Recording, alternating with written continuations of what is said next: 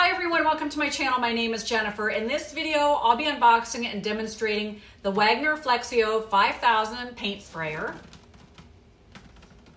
This unit is designed for spraying residential unthinned paint indoors and out. This product was sent to me directly from the good people at Wagner. I'm going to be taking it out of the packaging and showing you all of the parts, as well as telling you the most important things that you need to know from the instruction manual, but please make sure that you read it over in its entirety for yourself. So first off, the entire system is stored in the X-Boost power box. Now it's really important not to use this as a seat, and there is a little picture on the front to remind you.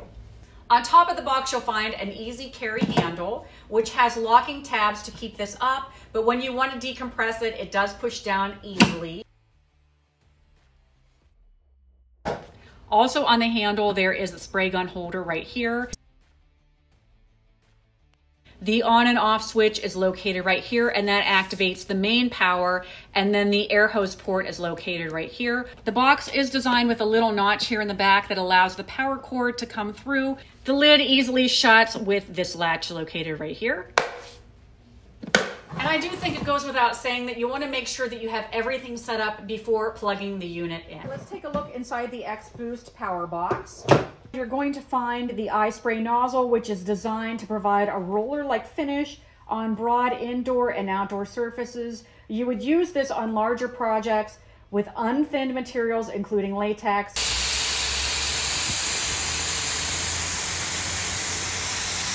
This one holds 1,300 milliliters, which is 45 fluid ounces, or about 5.5 cups. You can adjust the spray width with this lever, and there is like a little indicator right here. If you push it to all the way to the right, you'll see that there's a little stream, and if you push it all the way then to the left, you'll see there's like a larger indication right there. Right here is where you control the material flow. You'll see that there's settings ranging from a minimum of 1 to the maximum of 12. Here's where you activate the trigger. There's also a detail finish nozzle, which you would use to spray thinner materials such as oil-based stains and paints.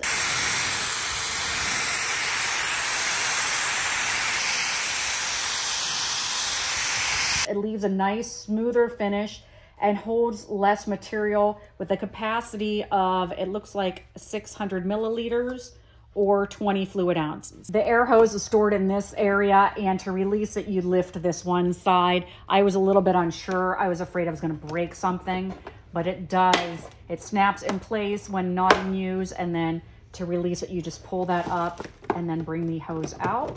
When you're done, you can just return it here. Here's a look at the hose. Okay, and here's a look at that. Here's where you control the air power right here. It goes from a minimum of 1 to a maximum of, it looks like 9. Here's the dial right here. A high air power level on the X-Boost power dial will result in faster coverage and a smoother finish with thick materials. The thicker the material, the higher the turbine power you will need. And then to attach these, this is really nice because say you're working with your paint in this, and some type of like I don't know, say you're spraying like a clear coat in that, or you're working on different projects, you can keep your materials in here and just swap this out, and it just attaches. You'll see there's like a lock, unlock, so you just push this in. Okay, that locks onto place. This knob also spins on the trigger if you want to control how far back you can pull that. You can increase or decrease the trigger power right here. And then to release, you just push that tab down and that comes right off. Here's a look at that one. Now the unit can be turned on either here or here. So it is universal and can be used by right and left-handed users. And it's nice that you can turn on the main power and then turn it off here. If you say you need to set this down for a second and walk away and come back to your job. Now, if you're gonna be walking away for extended periods, it is good to turn everything off completely. On a side note, what you'll be seeing me using are these spray cup liners, which are really nice. I mean, cleanup's already easier with this model, but there are instructions showing you how to use that. When you're done, you can basically just pull the paint out, and then you can just kind of squeeze your excess paint back into the can and then throw that liner away. And I will include shopping links in the description of this video for these liners as well. Another thing to point out, you'll want to make sure that your paint is thoroughly mixed and free of impurity. Straining may be necessary, but stirring is definitely recommended. And the manual points out several times to only thin the material if it's absolutely necessary. These are designed to be used with unthinned paint. There is a practice poster sheet that is included if you want to acclimate yourself with the system prior to using it on your project. And I would recommend that if this is new to you. One more thing, I know no one likes to read the manuals, which that is great for me as a YouTuber, but you should familiarize yourself. There is a power and material setting guide, and it talks about if you use the eye spray nozzle, what you should have your material flow set at, the air power, and then the detailed finish nozzle. It also talks about the settings that are recommended for use with these materials over here. So it does make it foolproof for you. Okay, so on a little side note, I just opened this up and it does come with a cleaning bristle, which is really nice. There's also a little packet of petroleum jelly, which you'll need to lubricate the O-rings after you've cleaned up and you put it away for storage.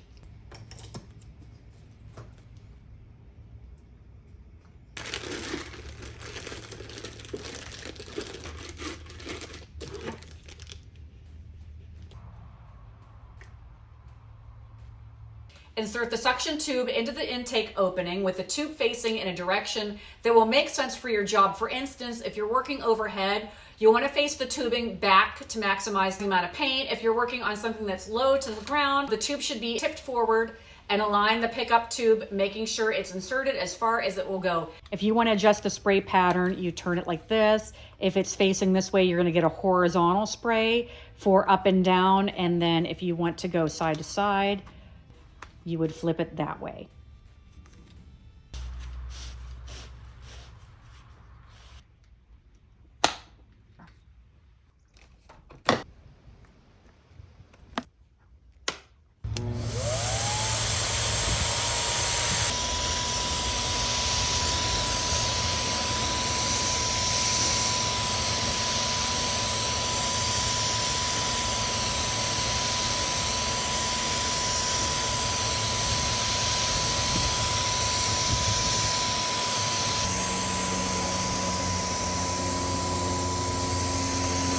Not only do you want to start and keep a nice even distance about 6 to 8 inches away, you don't want to do this thing like with your wrist.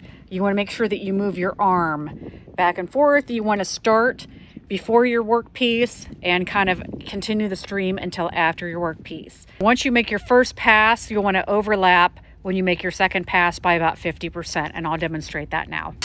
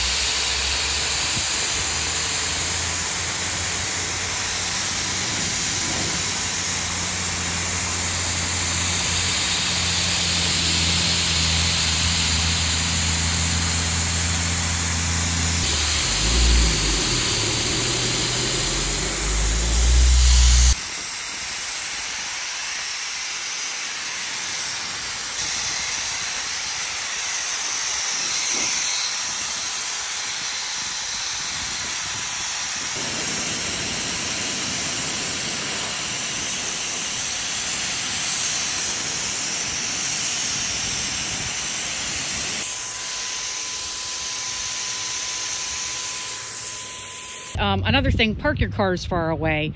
But I try to keep all of this equipment further away because there is slight overspraying. Can you see how there's paint that came back? And I noticed there is a little bit of paint here, so I'm gonna get like a Q-tip and wipe that off. You might need to take a rag and wipe that. But I do like that the paint that is wet is contained in here, keeping the air out of it. So that is my first run, and so far I'm really liking this. For cleanup, there are special instructions for using with flammable solvent, so make sure you consult the manual. In general, you'll want to use warm soapy water for latex paints and mineral spirits with oil-based materials. Cleanup is going to be a lot easier if you use the liner, but in general, you'll want to unplug the power cord, loosen the container by a half turn to release the pressure, but don't completely remove it just yet. Pull the trigger so the material inside the spray nozzle drains back into the container. Then go ahead and unscrew the container and remove the liner, or carefully conserve the leftover paint. Pour a small amount of cleaning solution into the cup, attach it to the nozzle, and plug in the sprayer. Spray the cleaning solution in a safe area, shaking the spray gun gently to loosen any material trapped inside. To clean the nozzle, remove the air hose from the turbine. For the eye spray nozzle, remove the air cap by prying it off the connecting nut and loosening. Clean all the parts with a brush and cleaning solution and then reassemble. The directions for the finished nozzle are very similar, so make sure you consult the manual. Next, clean the air vent on the suction tube with a soft bristled cleaning brush and clean the rear of the nozzle with the appropriate cleaning solution.